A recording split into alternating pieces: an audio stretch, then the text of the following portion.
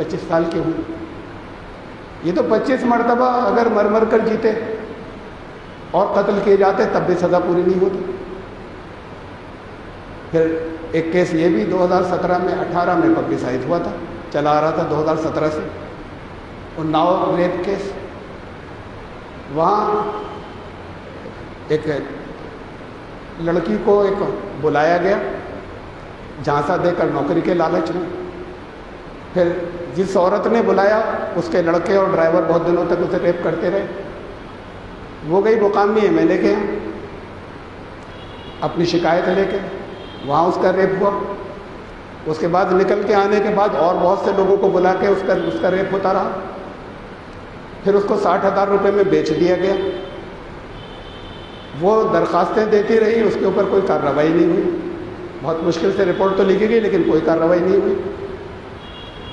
پھر جب اس نے جا کے وہاں پر چیف منسٹر کی کوٹھی کے سامنے, ریزیڈنس کے رہائش کے سامنے جا کر اپنے آپ کو زندہ جلانے کی کوشش کی, اس کے بعد فوراً اس کے فادر کو اریسٹ کر لیا گیا اس پہ کچھ الزام لگا کر, اور پولیس لاک اپ میں فادر کی موت ہو گئی, مرڈر ہو گیا, موت ہو گئی پولیس لاک اپ کے اندر.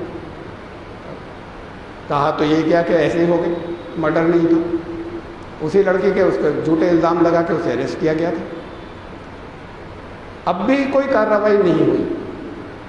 اس نے جو رپورٹ کہا تھا کہ یہ MLA کہ یہاں میرے ساتھ ایسا ہوا, کوئی کارروائی نہیں ہوئی. MLA بہت بھاکڑ تھا. وہ اور اس کے انکل اور ساتھ کے کچھ لوگ جو اس کو سپورٹ کر رہے تھے, وہ کیس کے سلسلے میں کہیں ٹریول کر رہے تھے. اس کو ایک کار کو ایک ٹرک نے ٹکر ماری. لڑکی تو زخمی ہو کے بچی اور لوگ ختم ہو گئے, چچا ختم ہو گئے اسی کے اندر اس ایکسیڈنٹ میں. اس ٹرک کے اوپر کوئی نمبر پلیٹ نہیں لگی ہوئی تھی, کالک پوتی ہوئی تھی نمبر پلیٹ. بہرحال یہ اس کے بعد وہ پھر انٹرنیشنل احتیاطی کا کیس بن گیا. ہنگامہ پوری دنیا میں ہو گیا. جب پوری دنیا میں ہوا اور یہ سب ہوا, اتنے اس کے باپ کے اور چچا کے اور سب کے ختم ہو جانے کے بعد تب یہ ہوا کہ پھر MLA کو اریسٹ کیا گیا, پارٹی سے نکال دیا گیا. بہرحال سزا بھی ہوئی, سزا سنائی گئی. وہ سزا جو ہے وہ بھی ان کی قید کی سزا ہے. اب یہ جو کچھ یہ حالات ہیں, جو چیزیں ہیں, یہ قید کی سزا ہے. اس کو تو اگر کئی دفعہ زندگی دے دے کے جان سے مارا جاتا, سزا پوری نہیں ہونی چاہیے. میں نے تو بڑے کم لفظوں میں بیان کر دیا جن پر گزری, اور جیسے جیسے گزری اور وہ لڑتی رہی اپنے باپ کے مرنے کے بعد بھی, اور اپنے چچا اور ٹیررائز نہیں ہوئی, خوفزدہ نہیں ہوئی. تو جن پر گزری ہے, جیسے گزرتی ہے, اور اس واقعے کی جو تفصیلات ہیں وہ کیسے مر کر وہ جیتے رہے, اس کی سزا کل اتنی ہے کہ اب جب کیس پوری دنیا میں پبلسٹی ہو گئی تب اس کو جیل دے دی جائے. اور عدالت نے سزا پھر سنائی. کچھ واقعات تھے یہ آپ کے سامنے, جو یہ صرف وہ واقعات تھے, اور بھی ہیں جن کی پبلسٹی ہو گئی, اور بھی ہیں جن کی بہت پبلسٹی ہوئی. میں نے صرف وہ رکھے تھے جو پبلسائز بہت ہوئے تھے. اس کے 1000 گنا زیادہ تو روز ہوتے رہتے ہوں گے جن کا کچھ پتہ ہی نہیں چلتا, چاروں طرف ہوتے ہیں, ہم جانتے ہیں کہ ہوتے ہیں. اس سے کہیں زیادہ دردناک بھی ہوتے ہیں, جگہ جگہ ہوتے رہے. وہاں تو کوئی کسی طرح کے ایکشن کا سوال ہی نہیں, بلکہ مجرم اور جو جرم کرنے والے ہیں وہ بڑے پاورفل لوگ ہوتے ہیں, اور وہ پاورفل لوگ جو ہیں وہ اپنے پیسے کی وجہ سے اور اپنی پاور کی وجہ سے نہ صرف بچ جاتے ہیں بلکہ رپورٹیں تک درج نہیں ہوتی. کیا ان کو کوئی سزا نہیں ملنی چاہیے؟ نوابوں اور راجاؤں نے جو کچھ کیا, میں یہاں رامپور کے نواب کے بارے میں بتاؤں آپ کو. نواب حامد علی خان, جنہوں نے یہ حامد مندر بنوائی اور زیادہ تر بلڈنگز یہاں پر بنوائی ہیں, وہ جسے مچھلی بھون کے نام سے آپ لوگ جانتے ہوں گے, یہ ان کی محل سرا تھی. اس میں ان کی 200 سے زیادہ رکھیلیں تھیں جو اس میں رہتی تھیں. یہ ان کے جاسوس گھومتے رہتے تھے شہر میں. ہم بچے تھے, ہمیں سب معلوم ہے. کس لیے معلوم ہے, زیادہ ڈیٹیل وہ میں بتاؤں گا. ان کے جاسوس یا مخبری کرنے والے شہر میں گھومتے رہتے, کون لڑکی زیادہ خوبصورت جوان ہو رہی ہے اسے اٹھوا لیتے تھے. وہ ان کے یہاں پہنچ جاتی تھی. پھر اس کے بعد اس کا گھر کا کچھ مستقبل نہیں. وہ ایک دفعہ ان کے خلوتگاہ میں رہتی تھی اور اس کے بعد پھر ہمیشہ کے لیے وہ اس میں چلی جاتی تھی, وہ مچھلی بھون میں. یہ سب بیگمات کہلاتی تھی یہ جتنی تھی. یہ پھر رضا علی خان جب آئے تو انہوں نے ان بیگمات کو 200 روپے دے کے چھٹی نکال کہہ دیا کہ جاؤ اپنی زندگی جیو. ان کی زندگی بچی کیا تھی.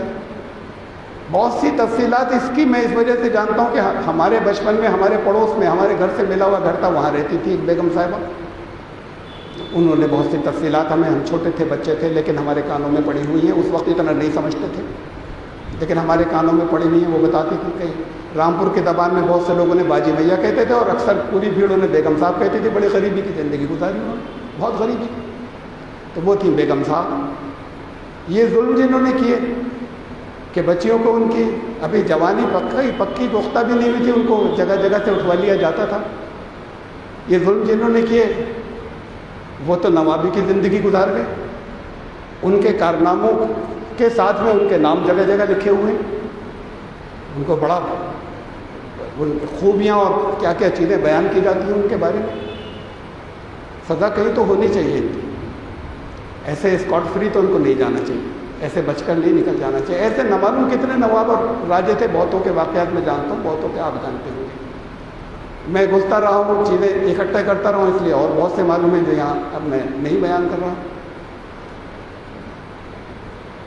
یہ صرف اتنی باتیں جتنی میں نے آپ کے سامنے رکھی ہیں, یہ اس ثبوت کے لیے کافی ہیں کہ زندگی کے بعد ایک اور زندگی. اس کائنات کے اندر ایک قانون ہے جاری, ایک قانون ہے. وہ قانون جو کائنات کے اندر ہے اس میں آپ دیکھ لیں کہ ہر رزلٹ کا ایک ریئیکشن ہوتا ہے, اس کے نتیجے میں کچھ اور وجود میں آتا ہے.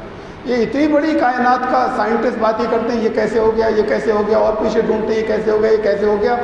یہ ہمارے سائنٹسٹ میں سے کوئی غور نہیں کرتا کیا اس کے پیچھے کوئی مقصد بھی ہے, کیوں ہو رہا ہے, کائنات کیوں چل رہی ہے, بڑی ڈسپلن سے چل رہی ہے. یہ اتنا ڈسپلن کس نے اسٹیبلش کیوں کر دیا, خالی اتنے نہیں کس نے کر دیا, مقصد کیا ہے, کوئی مقصد ہونا چاہیے. مقصد کی اگر بات کرنے لگیں تو پھر کوئی ہستی بھی سامنے آ جائے گی جس نے اسے جاری کیا. جب مقصد کو غائب کر دیں گے تو یہی ڈھونڈتے رہیں گے کہ اس سے پہلے کیا تھا, اس سے پہلے کیا تھا, اس سے پہلے کیا تھا. مقصد غائب ہو گیا. قرآن جب آخرت کی بات کرتا ہے تو مقصد کی بات کرتا ہے, مقصد کا ذکر کرتا ہے. اور بات خالی اتنی نہیں کہ قرآن یہ کہتا ہو. اب یہاں دو نظریے حیات ہیں یا جو ہمارے یہاں چل رہے ہیں, دنیا میں چل رہے ہیں. وہ لوگ جو اس کے بعد کی زندگی مانتے ہیں کہ زندگی تو جاری ہے, بدلے ملنے چاہیے کہیں. جب کائنات میں یہ بڑی اہم بات ہے, ہم نے کتنی ہی ڈسکوریز, کتنے ہی انکشافات اور ایجادات کیسے کیے ہیں جانتے ہیں. ڈیٹا لینے کے بعد اب اس کے بعد یہ ہوا کہ ان ڈیٹاز کی, ان اعداد و شمار کی روشنی میں فلاں رزلٹ تو آنا ہی چاہیے تھا, اب اس کا نتیجہ یہی نکلے گا. تو پھر اس سے نئے ایجادات ہوئے, نئے پرنسپلز معلوم ہوئے. کیمسٹری میں ایک پیریوڈک ٹیبل کہلاتی ہے ایلیمنٹس کی, یہ عناصر جو ہے, لوہا ہے, پارا ہے, کاربن ہے, آکسیجن ہے, اس میں گیس بھی ہے, سالڈ بھی, لکوڈ بھی, جتنے آج تک ڈسکور ہوئے ان کی ایک ٹیبل ہے. سائنٹسٹ نے ایک ٹیبل بنائی. اس ٹیبل میں 118 میں انہوں نے نمبر ڈالے, بہت سے خانے خالی چھوڑ دیے. ایٹامک ویٹ کے حساب سے تھے جو شروع ہوئے ہائیڈروجن ہیلیم سے, اور ایٹامک ویٹ کے حساب سے ان کو اس میں خانے خالی چھوڑ دیے بہت. ان کا یہ بھی ڈسکور نہیں ہوئی, یہ اتنے اور ہوں گے ڈسکور ہونے چاہیے. جب انہوں نے رزلٹ جب ڈیٹا لیے تو ان کا یہ بھی ہونا چاہیے, یہ ٹیبل جو بنی ہے اس کے اندر, اس لیے کہ جتنے آئے ہیں ان سے ایک نتیجہ نکل رہا تھا. اس نتیجے کی بنیاد پر وہ جو ڈسکور نہیں ہوئے تھے وہ بھی ڈسکور ہونے چاہیے. تو انہوں نے ایڈوانس میں بنا دی تھی, خانے خالی چھوڑ دیے تھے, وہ سب ڈسکور ہوئے اور سب ہوتے چلے گئے. اتنے ایٹامک ویٹ کی ٹیبل مکمل ہو گئی. بہت ایڈوانس میں انہوں نے, جب ہم پڑھتے تھے اسکول میں تب بھی بہت سے خانے خالی تھے اس کے, بہت ایڈوانس میں انہوں نے بتا دیا تھا. اس لیے کہ انہوں نے کچھ اصول دریافت کیے, اس کا ایک رزلٹ آنا ہی چاہیے, لازمی رزلٹ انہوں کا یہ بھی ہوگا آئندہ جا کر. ہمیں نہیں ملا ہے لیکن یہ ایلیمنٹ بھی دریافت ہوگا, یہ بھی ہوگا اور یہ بھی ہوگا, اور وہ ہو گئے. وہ ٹیبل جو ہے وہ اسی جگہ پر اسی ایٹامک ویٹس کے ساتھ وہ ٹیبل پوری ہو گئی، فل ہو گئی. تو اس کائنات کے اندر، اس یونیورس کے اندر یہ بہت بڑا اصول ہے کہ یہاں جو ہونا چاہیے وہ ہے. یہ بہت بڑا اصول ہے، اس پہ غور کریں. جو ہونا چاہیے وہی ہے، اس کے علاوہ کچھ اور نہیں ہے. تو پھر انسانوں کی زندگی میں بھی جو ہونا چاہیے وہ ہوگا. عقل کیا کہتی کیا ہونا چاہیے وہ لازماً ہو کر رہے گا. یہ اپنے آپ میں ایک بہت بڑا ثبوت ہے جس کو نہیں سوچتے اور نہیں غور کرتے. مقصد پر کوئی غور نہیں ہوتا. میں اسے کنٹینیو کروں گا آگے آئندہ جمعے میں. بہت اہم موضوع ہے آخرت کے تعلق سے یا بات کی زندگی میں آواگمن کے تعلق سے. اس کو آئندہ میں پورا کروں گا کیونکہ آج کا وقت کافی ہو گیا. لیکن یہ اتنی چیزیں ذہن میں رکھیے گا. میں 5 منٹ میں خلاصہ رکھوں گا بات کو اور اس کے بعد پھر باقی باتیں کہنا چاہوں گا. اسلام نے اس لیے کہ یہ آخرت کے یہ لاجیکل ہے، ہمارے سامنے جو واقعات پیش آ رہے ہیں یہ ثابت کرتے ہیں کہ یہ ہونا چاہیے. آگے زندگی ہونی چاہیے جہاں سزا مل سکے. وہ زندگی کیسے ہوگی؟ کیا ایسے ہوگی کہ کبھی واپس نہ آئیں، یا ایسے ہوگی کہ یہی چکر مارتے رہیں لیکن سزا ملتی رہے؟ یہ چیزیں پھر اور اگر زندگی رہی تو میں آئندہ رکھوں گی. لیکن ہونا چاہیے یہ کہ آگے کچھ نہیں ہوگا. یہ ہمارے جتنے اور یہاں پر بڑے بڑے موٹیویٹرز ہیں، بڑے بڑے اسپیکرز ہیں، خوب پیسے لے لے کر لوگوں کو کی زندگیاں سنوارنے کی بات کرتے ہیں. سارا زور ان کا اس بات کے اوپر ہے کہ بس یہاں کی زندگی ٹھیک کر لو، اپنے اس دنیا کے حساب سے ٹھیک کر لو. آگے کی زندگی کا کوئی تصور نہیں دیتے. اس کا نتیجہ کیا ہے، کیا ہونا چاہیے، جن کے سامنے یہ تصور ہے وہ کیا کرتے ہیں. زندگی رہی تو انشاءاللہ آئندہ مرتبہ میں اسے رکھوں گا. آئندہ جمعے میں آج تو کچھ واقعات، کچھ چیزیں رکھی تھی اور ایک عقلی دلیل رکھی تھی سامنے آپ کے. اس لیے قرآن نے اسے بنیادی عقائد کے اندر رکھا ہے.